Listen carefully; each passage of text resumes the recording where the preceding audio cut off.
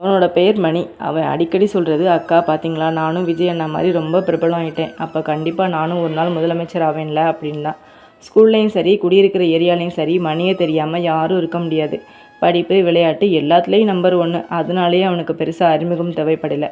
எப்படியோ ஒரு வழியாக ஸ்கூலில் முதலமைச்சர் ஆகிட்டான். அதுலேருந்து மணிக்கு சந்தோஷம் தாங்கலை. ஆனால் அந்த சந்தோஷம் ரொம்ப நாள் நீடிக்கலை. 5 நாள்லேயே அவனை பதவியிலேருந்து தூக்கிட்டாங்க. மணிக்கு ஒரே அழுக. ஏங்க்கா எல்லாத்துலேயும் நான் தான் ஃபஸ்ட்டு, அப்புறம் ஏங்க்கா இப்படி பண்ணாங்கன்னு கேட்டான். அப்போ தான் மணியோட அம்மா சொன்னாங்க, எல்லாத்துலேயும் நீ தான் ஃபஸ்ட்டாக இருக்க, ஆனால் ஸ்கூலுக்கு லேட்டாக போகிறதுலேயும் நீ தான் ஃபஸ்ட்டாக இருக்க, அதுதான் உன்னை பதவியிலேருந்து தூக்கிட்டாங்க அப்படின்னு சொன்னாங்க. அப்போ தான் மணிக்கு புரிஞ்சது, சாதிக்கிறதுக்கு பிரபலமாக இருந்தால் மட்டும் போதாது, சுய ஒழுக்கமும் தேவை அப்படின்னு.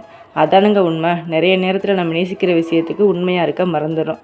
மணி முதலமைச்சராகி மாற்றணும்னு நினச்ச விஷயம் தனியார் பள்ளி மற்றும் மருத்துவமனைகளை ஒழிக்கிறது.